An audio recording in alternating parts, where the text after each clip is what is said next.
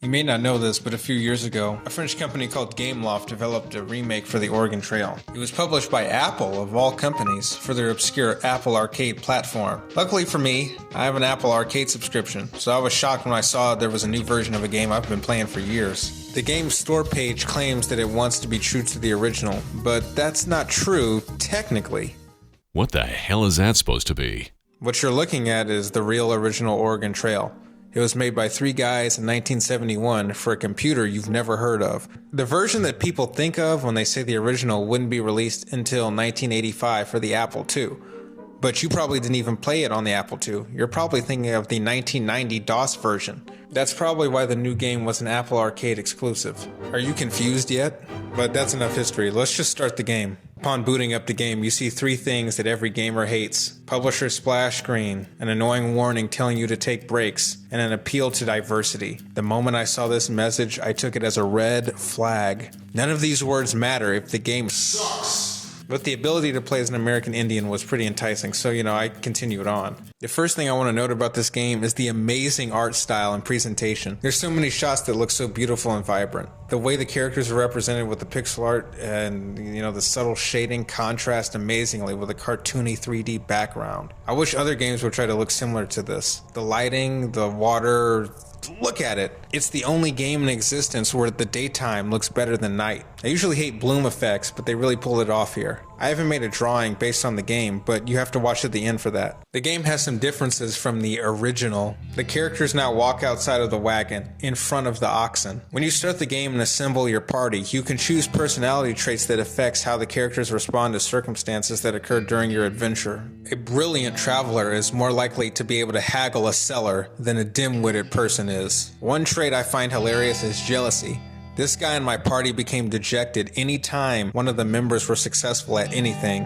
And the sad thing is, there are losers just like this in real life. Hunting has been improved dramatically. You can now move around the area. Your movement speed is set by your character's shooting skill. Damn, that's a bit of a tongue twister. You're now told your chances of success when caulking or fording a body of water. These are nice quality of life changes that needed to be made, and I love all of them. If you don't want to masticate on bison meat, you can catch fish.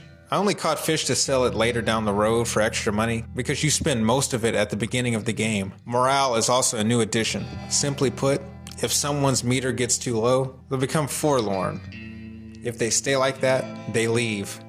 That never happened during any one of my playthroughs, but I came pretty close. Hunger and constant illness are understandable reasons for low morale, but some are plain stupid. Violet, the farmer of my group, is gun shy. Immediately after I found this out, a gunslinger asked me if I wanted to put a wager on my shooting skills.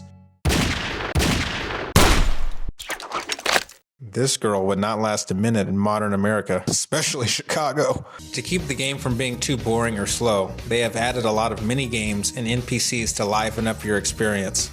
You can listen to performers play music, engage in Shakespearean theater, and get bit on the stomach by bugs. Ladies and gentlemen, I have one simple question that could win you a big grand prize. How do you cure tummy termite bites? Well, isn't the answer simple?